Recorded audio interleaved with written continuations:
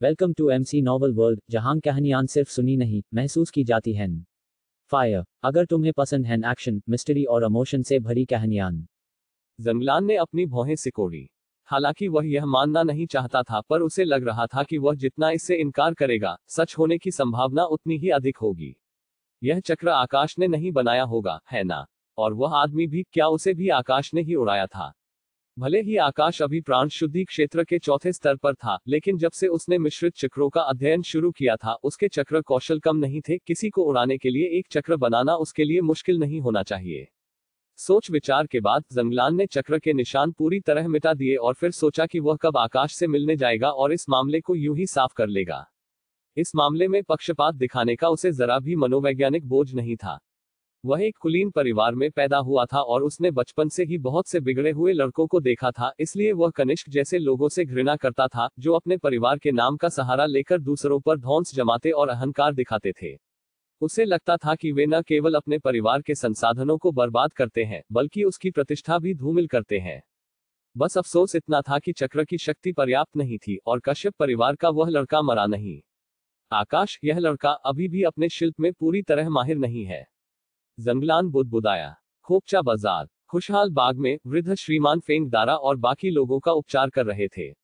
वृद्ध श्रीमान फेंग को परेशानी पैदा करने वाले बच्चे पसंद नहीं थे और शुरू में वह मदद करने को तैयार नहीं थे, लेकिन आकाश ने कहा था कि उसे तंग किया जा रहा था और दारा व अन्य उसे बचाने आए थे, जिसके कारण वे घायल हो गए।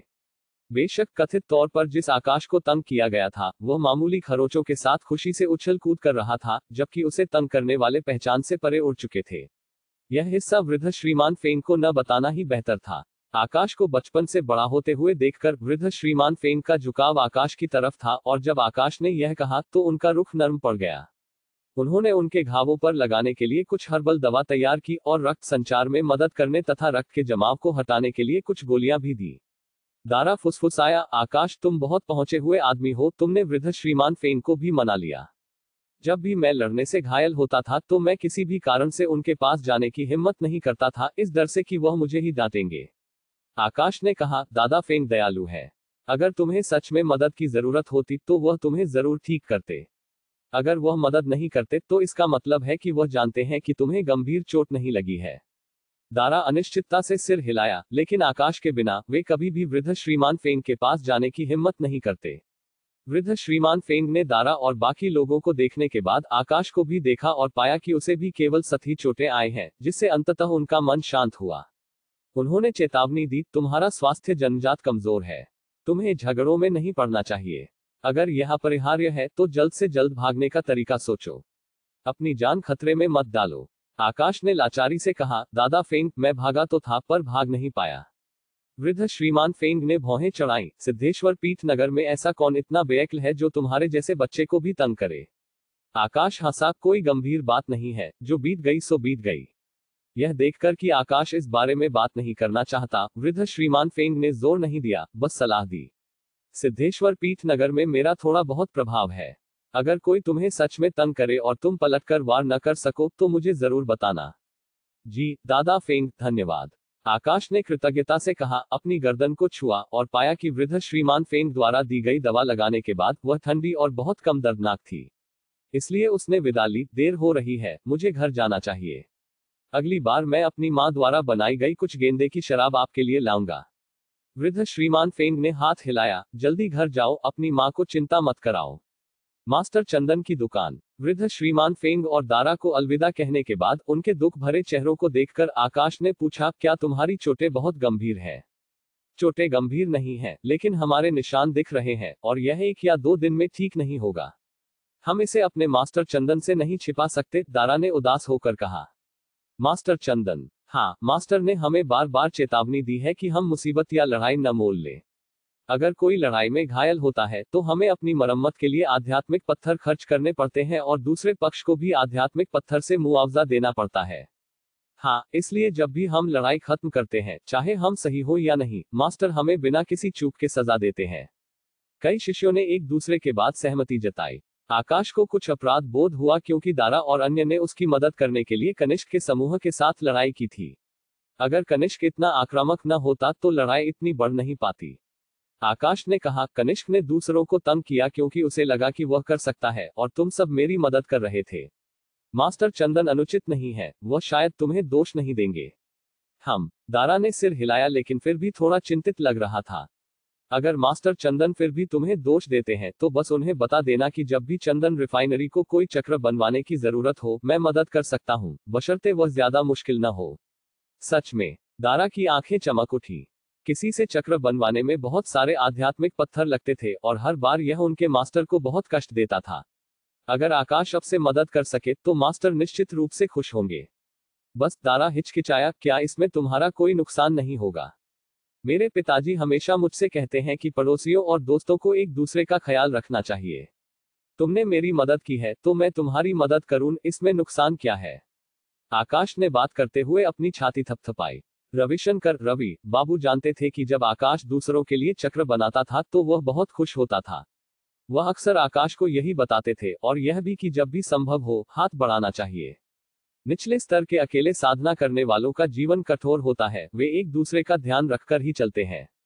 कठिनाई के समय में आकाश के परिवार को दूसरों से बहुत सहारा मिला था। हालांकि दारा काफी खुश था। अगर वह छोटा कमीना कनिष्क तुम्हें फिर से परेशान करता है तो हम तुम्हें उसे पीटकर भगाने में मदद करेंगे। हाँ, पीटकर भगाएंगे। दूसरे शिष्यों ने भी साथ दिया। रवि बाबू का निवास। सभी के अलग होने के बाद आकाश घर गया, रात का खाना खाया, अपनी माँ से कुछ बातें की और फिर चक्रों का अध्ययन जारी रखने के लिए अपने कमरे में लौट आया। उसने कनिष्क का जिक्र नहीं किया, वह अपनी माँ को चिंता नहीं देना चाहता था। कश्यप परिवार बहुत शक्तिशाली था, इसलिए जब भी संभव हो उनसे टकराव से बचना ही बेहतर था। अगर यह सच में अपरिहार्य हो तभी उनका सामना करना चाहिए।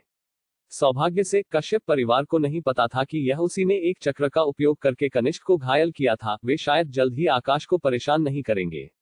मीरा रात को अकेले भारी मन से दीपक के नीचे बैठी रवि बाबू के लौटने तक कपड़े सिलती रही। तभी उन्होंने अपने पति से कहा, आकाश को चोट लगी है। उसने जिक्र नहीं किया और यहाँ तक कि अपनी चोट को छुपा लिया। वह नहीं चाहता था कि मैं ध्यान दूं, पर मैं उसकी मां हूं, मैं कैसे न देखूं।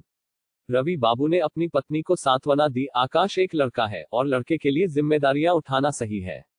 अगर वह इसके बारे में बात नहीं करता तो इसका मतलब है कि वह इसे स्वयं संभाल सकता है और यह शायद कोई गंभीर मामला नहीं है।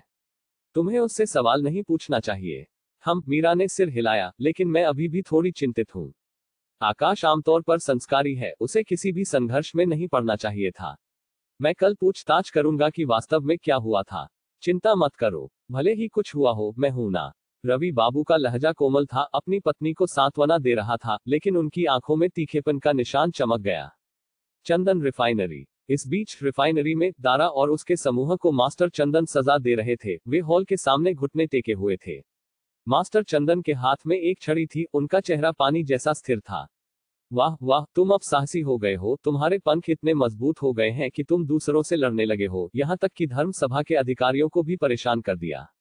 अगर मुझे किसी और से इस बारे में पता नहीं चलता तो मैं अभी भी अनजान रहता। क्या तुम अपने मास्टर के रूप में मेरा जरा भी सम्मान नहीं करते? मास्टर चंदन गुस्से से उबल रहे थे और उनके शिष्य सांस लेने की भी हिम्मत नहीं कर रहे थे। अब चुप क्यों हो? सभी ने एक दूसरे को देखा, कड़वाहट से सोचते हुए, क्या यह इसलिए नहीं है कि आप मास्टर घुसते ही मारना शुरू कर दिए, हमें बोलने ही नहीं दिया? उन्होंने दारा की ओर देखा, जिसके पास कोई विकल्प नहीं था सिवाय इसके कि वह हिम्मत करके बोले, मास्टर यह हमारी गलती नहीं है। अगर तुम्हारी गलती नहीं तो किसकी? मेरी। क्या मैंने यह लड़ाई शुरू की? उन्होंने पहले तंग करना शुरू किया। दारा ने फुसफुसाया, बिल्कुल मास्टर, वे बहुत ज्यादती कर रहे थे। सभी शिष्यों ने सहमति में साथ दिया। मास्टर चंदन ने ठहाका लगाया, ओह, वे ज्यादती कर रहे थे और तुम्हारी कोई गलती नहीं थी। अगर दूसरे गलत थे तो क्या तुम्हें इस हद तक लड़ना पड़ा? अगर धर्म सभा ने तुम्हें हिरासत में ले लिया होता तो क्या मुझे बेशर्मी से धर्म सभा जाकर तुम्हारी रिहाई के लिए भीख नहीं मांगनी पड़ती? और अगर कोई गंभीर रूप से घायल हो जाता तो क्या मुझे आध्यात्मिक पत्थरों से उन्हें मुआवजा नहीं देना पड़ता? मास्टर चंदन का गुस्सा बढ़ता गया, बाकी सब तो छोड़ो, आध्यात्मिक पत्थर इतनी आसानी से कमाए जाते हैं। मैंने तुम जैसे फालतू लोगों को कैसे पाल पोस कर बड़ा किया, जिन्होंने अभी तक शिल्प निर्माण के बारे में ज्यादा नहीं सीखा है और केवल मेरे लिए मुसीबतें पैदा करते हैं। हमने केवल इसलिए कार्रवाई की क्योंकि आकाश को तंग किया जा रहा था। तो क्या अगर आकाश को तंग किया जा रहा था? किसे पहले कभी तंग नहीं किया गया है? अगर हर किसी को तंग किया जाता और वह पलटकर लड़ता तो इस दुनिया में कितने साधक मरते या घायल होते। मुझे लगता है कि आज तुम्हें मार न पड़े तब तक तुम अपना सबक नहीं सीखोगे। मास्टर चंदन ने छड़ी उठाई जैसे कि मारने वाले हों, फिर अचानक रुक गए और भौहें सिकोड़कर पूछा, किसे तंग किया जा रहा था? आकाश। दारा ने अपने मास्टर के हाथ में छड़ी की ओर देखा और अपनी गर्दन थोड़ी सिकोड़ ली। आकाश। आकाश की सूरत लगभग 10 साल का एक लड़का, संस्कारी और प्यारा, साथ ही हानिरहित, याद करके मास्टर चंदन मदद नहीं कर पाए, लेकिन भ्रम से पूछा, कौन पागल हो गया था जो आकाश उस छोटे बच्चे को तंग कर रहा था? मौके का फायदा उठाकर दारा ने जल्दी से कहा, यह केवल तंग करना नहीं था, यह स्पष्ट रूप से जानलेवा इरादे से था, इसलिए मैंने बीच में दखल दिया। जानलेवा इरादा? मास्टर चंदन ने गुस्से से कहा, यह तो सीधे सीधे अराजकता है। बिल्कुल बिल्कुल बिल्कुल असहनीय, पूरी तरह बेशर्म। चुप रहो, मास्टर चंदन गरजा। मास्टर चंदन को स्पष्ट रूप से पता नहीं था कि क्या हुआ था। उन्होंने अभी अभी अपना काम खत्म किया था और अपनी थकान मिटाने के लिए शराब पीने गए थे। इससे पहले कि वह बैठ भी पाते, उन्होंने सुना कि दारा फिर से लड़ाई में पड़ गया था। न केवल दारा, बल्कि अन्य प्रशिक्षु भी। यह केवल एक लड़ाई नहीं थी, हंगामा बहुत बड़ा था। न केवल लोग घायल हुए थे, बल्कि धर्म सभा भी परेशान हुई थी। उनका खून गुस्से से उबल उठा और वह इन शिष्यों को जवाबदेह ठहराने के लिए वापस भागे। मास्टर चंदन ने दारा से सवाल करना जारी रखा, आकाश को कौन तंग कर रहा था? कनिष्क। कनिष्क, कश्यप परिवार का युवा मास्टर। हाँ, क्या तुम जानते हो क्यों? दारा ने सिर हिलाया। मास्टर चंदन की भौहें और कस गईं। कश्यप परिवार और आकाश के बीच क्या संघर्ष हो सकता था? उनमें कुछ भी सामान्य नहीं था। लेकिन कनिष्क, मैंने सुना है कि वह बच्चा हमेशा से ही एक सिरदर्द रहा है। सिर्फ अपनी शक्ति दिखाने के लिए दूसरों को तंग करना संभव लगता है। दारा ने जारी रखा, जब मैं वहां पहुंचा, कनिष्क और उसके समूह ने पहले ही आकाश को घेर लिया था और कुछ लोग माथे पर निशाना साधकर वार करने वाले थे। मैंने जल्दबाजी में दखल दिया। सुनकर मास्टर चंदन और ज्यादा गुस्से में आ गए। उन्हें लगा कि उनका अंदाजा सही था और वह खुद को कोसने से नहीं रोक पाए। वह छोटा कमीना शायद सामान्य दिनों में अत्याचारी होने की आदत के कारण वह किसी को तंग करके अपना प्रभाव दिखाना चाहता था। अगर कोई उसे नहीं मानता तो वह अपना आपा खो देता था। हालांकि कश्यप परिवार के मुखिया कनिष्क का पिता एक अच्छा आदमी नहीं था, कम से कम वह कुछ सीमाएं जानता था।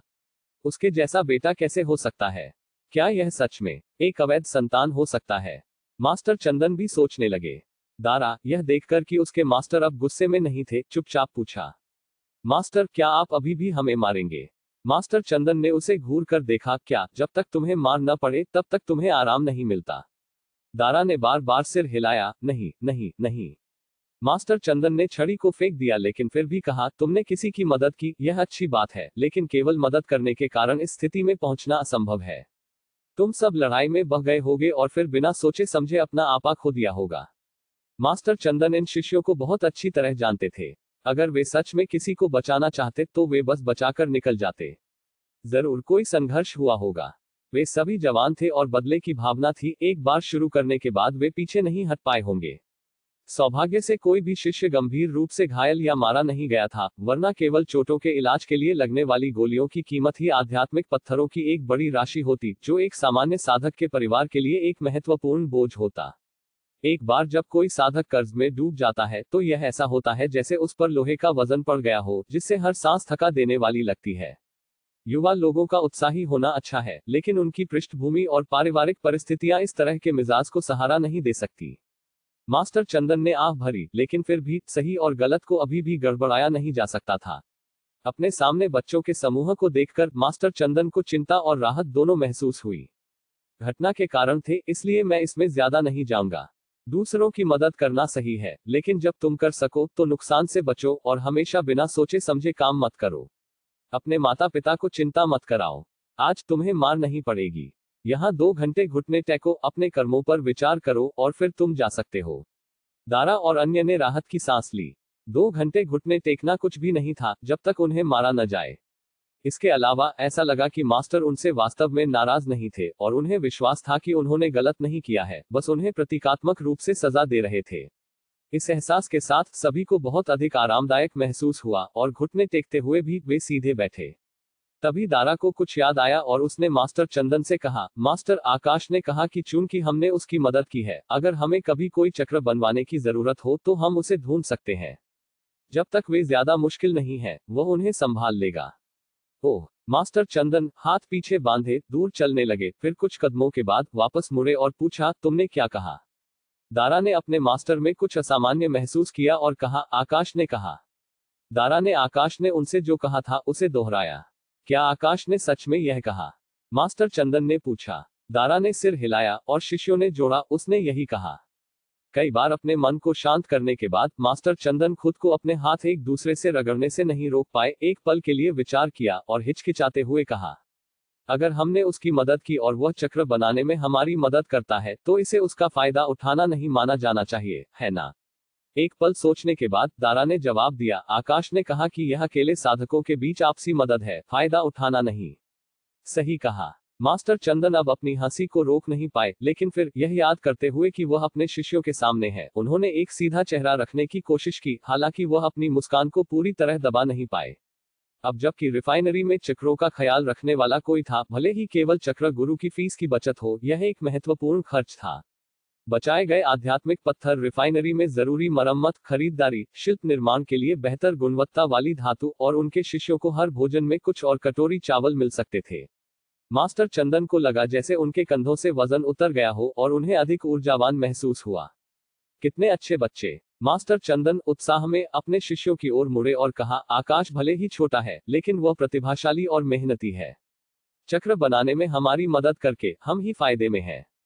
अगर उसके परिवार को कभी कोई परेशानी हो तो तुम्हें जितनी हो सके उतनी मदद करनी चाहिए। यह याद रखना। जी मास्टर। दारा और अन्य ने जल्दी से सिर हिलाया। ठीक है, तुम सब अब जा सकते हो। मास्टर चंदन ने उन्हें जाने का इशारा किया। जी। जैसे ही दारा जवाब देने वाला था, उसे अचानक कुछ और याद आया और उसने चुपचाप पूछा, क्या अब हम घुटने नहीं टेकेंगे? मास्टर चंदन एक साथ खुश और नाराज थे। क्या घुटने टेकना है? भागो। जी। शिष्यों ने जोर से जवाब दिया। एक बड़ा बोझ उतरने के बाद दौड़ते हुए भाग गए। मास्टर चंदन ने सिर हिलाया। नासमझ लड़कों का झुंड, कौन जानता है कि वे कब बड़े होंगे। वह शुरू में गुस्से में वापस लौटे थे, लेकिन अब अपने शिष्यों को देखकर उनका मूड बहुत बेहतर था। उन्होंने कुछ पीने के लिए जगह ढूंढने के बारे में सोचा, कुछ कदम चले, फिर अचानक रुक गए। मास्टर चंदन ने अपना माथा थपथपाया। मैं पूछना भूल गया, कश्यप परिवार के साथ चीजें कैसे खत्म हुई? हालांकि कनिष्क अच्छा नहीं था, फिर भी कोई भी दुर्घटना समस्याग्रस्त हो सकती थी। लेकिन एक और विचार के बाद, कश्यप परिवार की संख्या और ताकत, साथ ही गार्डों के एक समूह के साथ, यह असंभव था कि उन्हें कोई नुकसान पहुंचा हो। इसके अलावा, यह प्राण शुद्धि के मध्य चरण में बच्चों की लड़ाई थी, और अगर कोई घायल हुआ भी तो यह ज्यादा गंभीर नहीं होना चाहिए था। अगर कोई घटना हुई होती तो ये बच्चे सुरक्षित वापस नहीं लौट पाते। यह सोचते हुए मास्टर चंदन को आराम मिला और वह शांति से अपनी शराब का आनंद लेने चले गए। क्या आप चाहते हैं कि मैं इस कहानी का अगला भाग लिखूं या कोई और सवाल पूछूं?